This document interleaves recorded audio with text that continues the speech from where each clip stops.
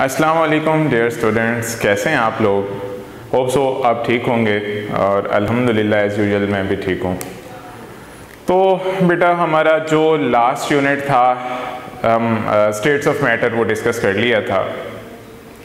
आज से हम न्यू यूनिट की तरफ मूव करेंगे और वो है structure of atom, atomic structure के नेम से। ये यूनिट याद रहे बहुत बेसिक है, काफ़ी सारे स्टूडेंट्स को क्लियर नहीं हो पा रहा होता कि ये क्या क्या चीज़ें हैं, किस तरह से हैं। तो होप सो मैं कोशिश करूँगा इसमें कि हर पॉइंट, हर टर्म को क्लियर कर सकूँ ताकि आप लोगों के लिए प्रॉब्लम्स ना हों। तो हम मूव करते हैं अपने नेक्स्ट यूनिट की तरफ, दैट इज़ एटॉमिक स्ट्रक्चर।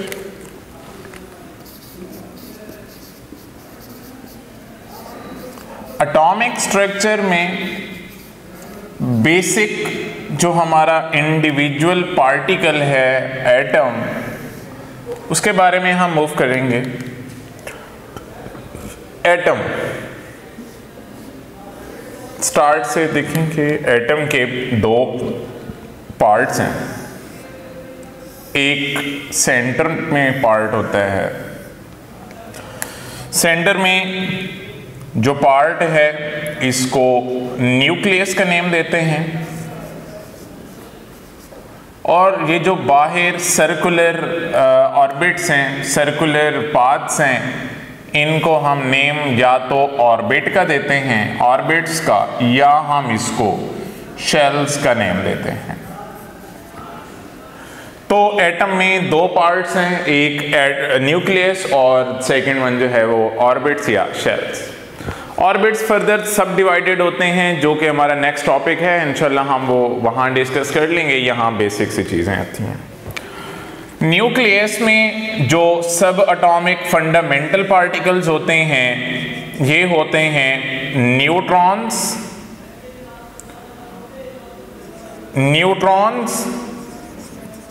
और प्रोटॉन्स। न्यूक्लियस में दो फंडामेंटल सब एटॉमिक पार्टिकल्स होते हैं। ऑर्बिट्स या शेल्स में इलेक्ट्रॉन्स होते हैं जो कि थर्ड सब एटॉमिक फंडामेंटल पार्टिकल्स हैं। तो न्यूक्लियस और ऑर्बिट्स, न्यूक्लियस में दो चीजें हैं, न्यूट्रॉन्स और प्रोटॉन्स, और ऑर्बिट्स में इलेक्ट्रॉन्स होते हैं, you know well. Neutrons, protons और इलेक्ट्रॉन्स एक्चुअली हमारा टॉपिक है, और इसके लिए हम इनमें मूव करते हैं, जो कि प्रॉपर्टीज में देखता हूं। So first of all representation of these particles. Representation में न्यूट्रॉन को मैं स्मॉल n से रिप्रेजेंट कर रहा हूं। Neutrons are represented by small n। Protons को आप P से रिप्रेजेंट कर सकते हैं या H पॉजिटिव से रिप्रेजेंट कर सकते हैं, और इलेक्ट्रॉन्स को small e power minus e, mean minus power show करेंगे, तो ये इलेक्ट्रॉन की रिप्रेजेंटेशन होती है। इन इलेक्ट्रॉन्स, प्रोटॉन्स और न्यूट्रॉन्स के लिए हम मूव देखें, ये चार्ज क्या होते हैं इन पर। चार्जेस में से चार्ज न्यूट्रॉन पे 0 होता है। न्यूट्रॉन जो हैं ये न्यूट्रल पार्टिकल्स होते हैं। प्रोटॉन्स पे चार्ज होता है 1.6 into 10 power minus 27 coulomb. Electrons पे चार्ज होता है 1.6 इंटू 10 पावर माइनस 27 कूलम। याद रहे चार्ज दोनों पर सेम होता है, लेकिन प्रोटॉन्स को पॉजिटिव चार्ज होते हैं और जो इलेक्ट्रॉन्स होते हैं ये नेगेटिव चार्जेस होते हैं। नेक्स्ट रिलेटिव चार्ज हम नॉर्मली मेंशन करते हैं। रिलेटिव चार्ज न्यूट्रॉन्स के लिए रिलेटिव चार्ज भी 0 होगा क्योंकि न्यूट्रल से स्पीशीज हैं। प्रोटॉन्स के लिए रिलेटिव चार्ज +1 होता है, और इलेक्ट्रॉन्स के लिए रिलेटिव चार्ज -1 हम शो करेंगे। नेक्स्ट है mass. Mass of particles in kilogram. Kilogram में न्यूट्रॉन का मास होता है 1.6750 kilogram, 50 into 10 power -27 kilogram. Protons के लिए होता है 1.6726 10 पावर -27 किलोग्राम, और इलेक्ट्रॉन्स के लिए होता है 9.1 इंटू 10 पावर -31 किलोग्राम। अगर हम इसको ग्राम में मेंशन करना चाहते हैं तो बेटा ग्राम में हम किलो को ग्राम में जब कन्वर्ट करेंगे तो 10 पावर -3 कम कर देंगे, मीन ये -24 हो जाएगा, ये -24 और ये -28 ग्राम में। मैस इनका एटॉमिक मैस यूनिट की बात कर लें अगर AMU में, तो न्यूट्रॉन्स का मैस होता है 1.0087 AMU। प्रोटॉन्स का मैस होता है 1.0073 AMU, और इलेक्ट्रॉन्स का जो मैस होता है AMU में 1/1836 AMU भी लिख सकते हैं, या 5.4 इंटू 10 पावर -4 AMU मैस होगा, और ये value actually 1 divided by 1836 value होती है। E/m value, E/m value neutrons के लिए नहीं होगी। क्यों नहीं होगी? चार्ज टू मैस, क्योंकि न्यूट्रॉन का चार्ज 0 है तो इसकी E/m वैल्यू हम काउंट नहीं करते। प्रोटॉन्स के लिए E/m वैल्यू होती है 9.5 इंटू 10 पावर 8 कूलम्स पर किलोग्राम, कूलम्स पर किलोग्राम। इलेक्ट्रॉन्स के लिए होती है E/m value 1.7588 into 10 power 11 Coulomb's पर किलोग्राम। यहां पर एक पॉइंट याद रहे कि जो प्रोटॉन्स और इलेक्ट्रॉन्स की चार्ज टू मैस वैल्यूज होती हैं, तो हमेशा प्रोटॉन्स की charge to mass ratio electrons से हमेशा कम वैल्यू होगी। और कितनी कम होगी? ये 1836 टाइम्स कम वैल्यूज होंगी। मीन क्योंकि एक इलेक्ट्रॉन का मैस प्रोटॉन से 1836 टाइम्स स्मॉलर होता है, तो इसीलिए ये वैल्यू जो प्रोटॉन की है 1836 टाइम्स हमेशा कम होगी, क्योंकि मैस डिनोमिनेटर है। डिफ्लेक्शन। अब बेटे डिफ्लेक्शन जो है किसमें? इलेक्ट्रिक फील्ड में और मैग्नेटिक फील्ड में। इलेक्ट्रिक फील्ड में जो डिफ्लेक्शन होगी न्यूट्रॉन की वो नहीं होगी,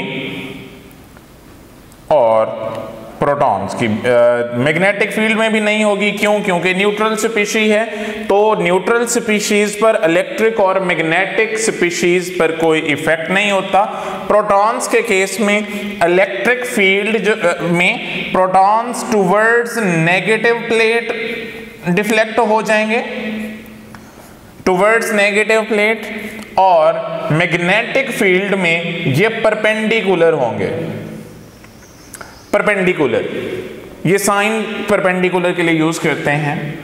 electrons towards positive plate move करेंगे because electrons are negatively charged, और इनकी डिफ्लेक्शन भी होगी मैग्नेटिक फील्ड में, और ये क्या होगी? Perpendicular to the direction of magnetic field.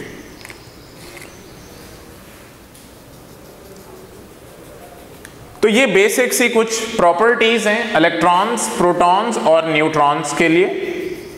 तो इसको बिल्कुल इजी वे में अप्रोच करें। ओके बेटा, यहां स्टार्ट में आ जाते हैं। मैंने यहां बात की कि जो न्यूक्लियस होते हैं उसमें दो फंडामेंटल सब एटॉमिक पार्टिकल्स होते हैं। फंडामेंटल सब एटॉमिक पार्टिकल्स प्रोटॉन्स और न्यूट्रॉन्स। अगर हम इन दोनों की बात करेंगे, तो इसको मैं कहूंगा mass number, sum of protons and neutrons जो न्यूक्लियस में मौजूद होते हैं, प्रोटॉन्स और न्यूट्रॉन्स, इनको मैस नंबर का नेम देंगे, मैस नंबर। और जो खाली प्रोटॉन्स होंगे, खाली प्रोटॉन्स, इनको हम नेम देंगे एटॉमिक नंबर का, एटॉमिक नंबर का। प्रोटॉन्स की तादाद एटॉमिक नंबर और प्रोटॉन न्यूट्रॉन दोनों का सम मैस नंबर। एटॉमिक नंबर को हम कैपिटल Z से रिप्रेजेंट करते हैं और मैस नंबर को कैपिटल A से रिप्रेजेंट करते हैं। अब हम ये देखते हैं कि जो एटॉमिक नंबर और मैस नंबर है, इनमें से हमें क्या इंफॉर्मेशन मिलती है। अब मैस नंबर कैलकुलेट करना है। मैस नंबर कैसे कैलकुलेट करते हैं?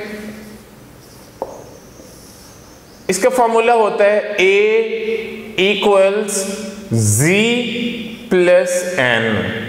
अभी बात की है Z एक्चुअली किसको रिप्रेजेंट करता है? Atomic number. इसके लिए एक और टर्म भी हम यूज करते हैं, वो क्या होती है? Proton number. Proton number, proton number भी इसी एटॉमिक नंबर को कहा जाता है, प्रोटॉन्स Z। प्रोटॉन और न्यूट्रॉन का सम मैस नंबर होता है। अब इसी से अगर हमें न्यूट्रॉन्स फाइंड करने पड़ जाते हैं किसी एलिमेंट में, तो न्यूट्रॉन फाइंड करने का क्या होता है? N equals A minus Z। इस फॉर्मूला से हम किसी भी एलिमेंट में न्यूट्रॉन्स फाइंड कर सकते हैं। A और Z का कैसे पता चलेगा?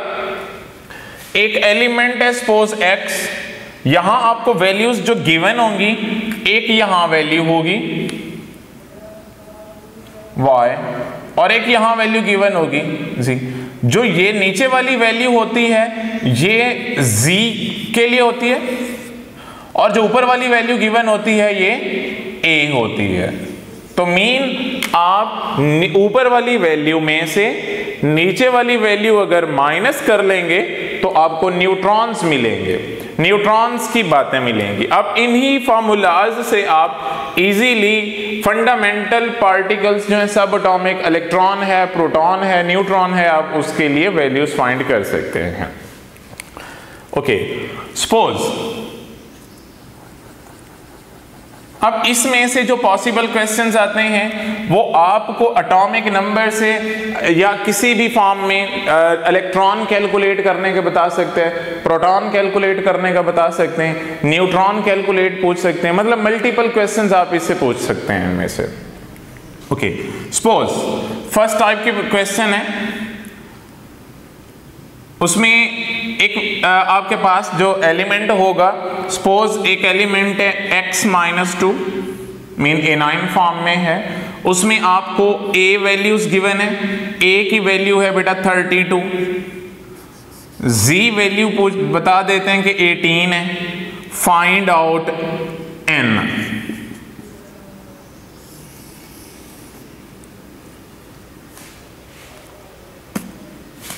अब 18 Z वैल्यू बता दी, A उसमें N फाइंड करना है, तो बेटा N कैसे फाइंड करूं मैं? सिंपल फॉर्मूला हमने यहां देखा है, N equals A minus Z। A की वैल्यू क्या गिवन है आपके पास? 32 माइनस जी वैल्यू क्या है जी 18, तो आपको क्या मिलेंगे neutrons 14, n equals 14।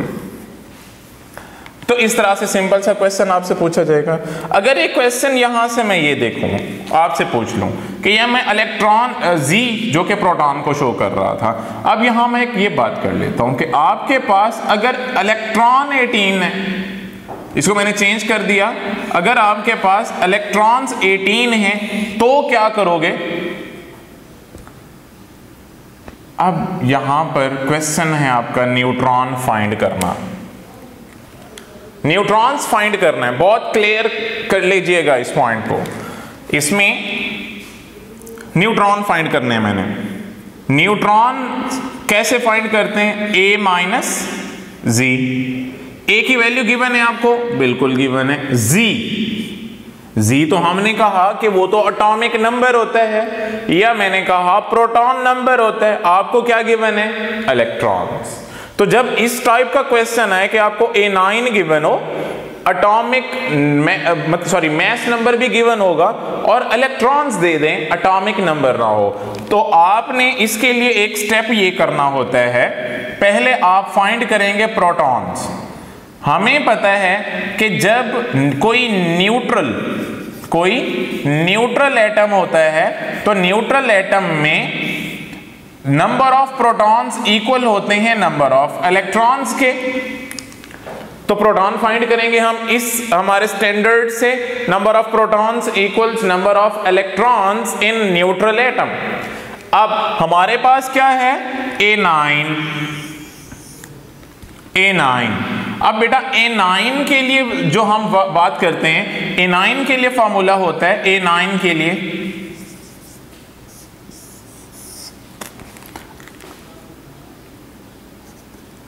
Protons equals electrons minus charge. अगर आपने प्रोटॉन फाइंड करने हैं तो टोटल इलेक्ट्रॉन में से जो चार्ज की वैल्यू है वो माइनस कर दें। सपोज अभी इस केस के लिए हमारे पास इलेक्ट्रॉन कितने हैं? 18 माइनस चार्ज कितने? यहां पर 2, तो मैं 2 से माइनस कर दूंगा, तो आपको वैल्यू क्या मिलेगी? 16। इट मींस कि इसके अंदर 16 प्रोटॉन्स हैं। अगर 16 प्रोटॉन्स हैं तो आप इजीली फाइंड कर सकते हैं आप n इक्वल्स a आपके पास वैल्यू गिवन है, कितनी है? 32 माइनस z वैल्यू आपने फाइंड कर ली 16, तो क्या मिलेगा? 32 minus 16 equals 16 neutrons, n equals 16। तो इस तरह से जैसे मैंने आपको A9 की एग्जांपल दी, सेम केटाइन भी हो सकता है। सपोज मैं यहां केटाइन की बात कर दूंगा, तो आपने केटाइन के केस में इसको क्या करना होता है? Protons equals electron plus charge.